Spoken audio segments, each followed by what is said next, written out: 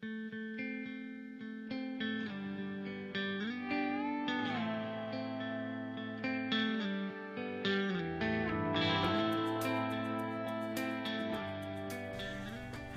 I'm Dr. Faye Snyder. Welcome to my YouTube channel where I answer the question, how could they do that? Today we're going to evaluate Adam Lanza, who on December 14, 2012 shot 20 children and 6 adult staff members of Sandy Hook Elementary School after killing his mother and before killing himself. It's an important case, not just because of the numbers of children that were murdered, but because it points again to the long-term effects of failed attachments and how they tend to create time bombs. I got my sources from the final report from Sandy Hook, as well as from some newscasts and even some tabloids. His attachment issues were severe, and or they appeared to be severe. It's the worst of all possible traumas, and in and of themselves they can a killer make. They predispose adults to other trauma as well. So acute trauma can show itself in terms of big bulging eyes, but not always. And failed attachments can also result in the autism spectrum. There are other possible explanations for autism, I must say. There's some very good arguments that inoculations can create autism. However, if you want to discern whether we're talking about toxins versus failed attachment and lack of touch, you will find that people who suffer autism from failed attachments tend to be very sensitive to skin and touch and sounds. There's no evidence that autism is caused by genes, by the way. Nothing that's ever been replicated. There are multiple ways that the best kept secret can take place, and by that I mean that mothers who don't attach their babies don't usually tell anyone. They kind of know that it's foreboding not to pick up your baby. Many of them have postpartum depression, and they leave the baby in the crib all day long. Daddy comes home and they say, here, it's your turn, you take her. Look for babies who spent the first year in daycare or in a crib, or who had substance abusing parents, or maybe a mother who was ill in infancy, or maybe the baby was ill in the first year of life, something that would have created a failed attachment. Asperger's syndrome usually leads to a schizoid personality disorder, which is what Adam Lanza seemed to look like. He could not bear to be touched. He couldn't stand sounds and loud noises, and he lacked social skills, another clue. And he socialized with video games instead, another clue. He reportedly required his mother to sit outside the door so that he could fall asleep. In other words, he needed her, but he didn't want her close. Nancy Lanza was a dutiful mother, but she was a hands-off mother. I have a quote from her that I found very interesting. She said, "Parental bonds are formed so early in life that they're either there or they aren't. It's a direct product of how much the parent put into that relationship." Nancy herself may have had an avoidant attachment. She had superficial relationships where she talked very little about Adam. She really had no real friends. She did meet with some drinking pals at the local tavern. Her marriage may have been secure while she was carrying and giving birth to and raising their first son, who apparently had a secure attachment, and it may have fallen apart when Adam was coming into being. but it does appear that she didn't have a real problem, didn't feel really rejected with the end of the marriage, and I'm sure that the settlement helped out with that. Could she have not wanted the second child because she had a marriage that was on the rocks, or did she think that he looked funny to her? For some reason, she couldn't connect with a second child like she could the first. So Nancy had an avoidant attachment, which leads to shallow interaction, and Adam had an ambivalent attachment, which tends to lead to a love-hate kind of relationship. When she asked him if he would miss her if she died, and he said no. 2 days before the massacre, she devised a test that left him for 3 days to see how he would do.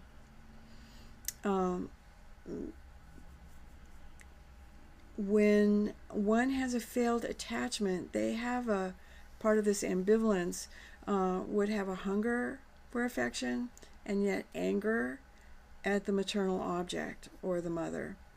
So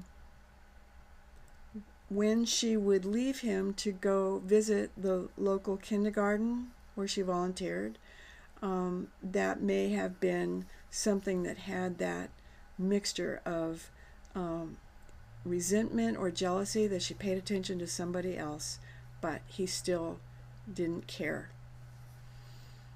Nancy thought that Adam had a problem in genetics. She didn't believe he needed therapy. She didn't believe he needed medications because he didn't respond well to medication. And I would have recommended that she have him evaluated. I also would have recommended family therapy and maybe even wilderness therapy. But in any event, she had a tiger by the tail, and there was very little mother-child connection. But she took complete responsibility for her son. She didn't relate to him. She didn't appreciate or understand his propensity for rage either. He was jealous. He was very jealous. Where there's an ambivalent attachment, there is often jealousy. Could be extreme jealousy, stalking behavior, domestic violence, murder-suicides, malicious drives. Reportedly, Nancy took Adam to Sandy Hook, where she volunteered at the classroom, and he had to sit and watch her care for other children. And then, of course, he had the older brother, who was, I'm sure, visibly favored. How did she discipline Adam? He appeared to have RAD symptoms, reactive attachment disorder, and that tended to make him both fragile on the inside but volatile and hostile on the outside. She treated him, or he treated her like a servant, requiring her to sit outside his door. She had to do his laundry, and sometimes he changed his clothes as much as 20 times a day, which, by the way, is another indicator of skin issues or lack of touch. She had him on a special diet, which may have been because he was anorexic, or possibly the diet that she put him on gave him an eating disorder. She wouldn't allow him to prepare his own food, and she warned the babysitter to never let him out of her sight. Did Nancy Lanza parent with guilt? I think she did. I think she might have been trying to overcompensate. When parents feel that they have failed their child, consciously or unconsciously, they tend to become enablers, and she seemed to be an enabler. Did Adam Lanza have molestation issues? I think he might have become a molester. I'm not sure if he was molested.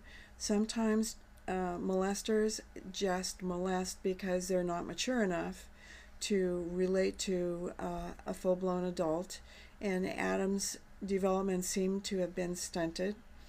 On the other hand, children who are neglected and insufficiently attached are attractive to molesters and attracted to molesters in the sense that they respond to company and attention. He corresponded with a radio station and maintained that it didn't hurt anybody. He was maybe molested or maybe not. Adam's mother had a doomsday philosophy. She actually believed that there was an apocalypse coming, whether it was the December 21st, 2012 apocalypse that was predicted shortly before Adam went on his rampage, or others say that she just simply feared a financial crash where there would be rioting and the poor would ravage the rich. So she stockpiled canned goods and dry food, and she bought weapons and ammunition and stockpiled guns. The photo that you're looking at is from the final report from Sandy Hook. It's a mind-warping philosophy to believe that the world is coming to an end. That was probably difficult for Adam to bear.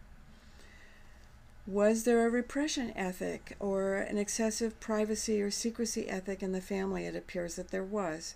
Nancy was a security and exchange agent, and reportedly she had been involved in some fraud and had to move away and was keeping a low profile. She had an older son who broke off contact with her, and Adam had not seen his father for 2 years. Nancy had superficial relationships. She visited her local pub where she had friends, but these friends hardly knew anything about her life or Adam. So it does appear that there was some sort of veil of secrecy or privacy over the Lanza family, or particularly Nancy. What were some compounding factors? Adam was bullied, and he had a funny and scrawny look that probably attracted bullying. He ended up having to be homeschooled. He may have felt really hurt and angry and isolated at school. And